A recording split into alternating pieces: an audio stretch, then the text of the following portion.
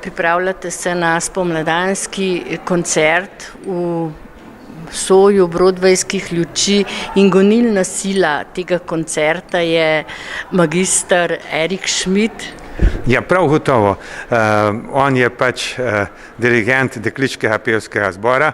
Najbrž je to osrednja zasedba tokratnega koncerta. Glede na to, kako je ta zbor uspešen tudi na mednarodnih tekmovanjih, je prav seveda, da se pokaže tudi doma. Ampak sej, po teh koncertih smo znani in je vsako leto, eno leto je sicer nažalost je bilo zdaj premora, zdaj bo pa spet in jaz sem prepričan, da bo zelo kvaliteten. Gre za spomladanski koncert Gimnazije Kranj, že tradicionalen, na katerem bodo res zazvenele melodije, napevi najbolj uspešnih svetovnih mjuziklov, vse od Fantoma iz opere, Cvetja v jeseni slovenskega mjuzikla, Veronike Deseniške, nedavno tega napisane, potem Mary Poppins, recimo Moje pesmi, moje sanje. Torej vsi najbolj znani mjuzikli se bodo skoraj da predstavili na koncertu v izvedbi naših dijakov, torej obeh zborov, mešanega in dekliškega zbora, orkestra in pa naših solistov.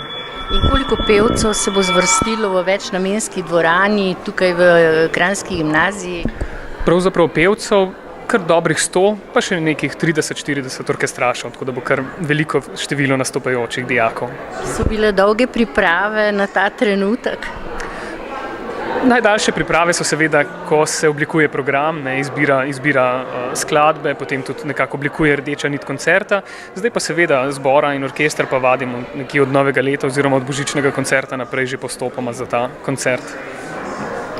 Ta koncert je tako rekoč že kar tradicionalen, precej let že poteka v spomladanskem času v Kranjski gimnaziji.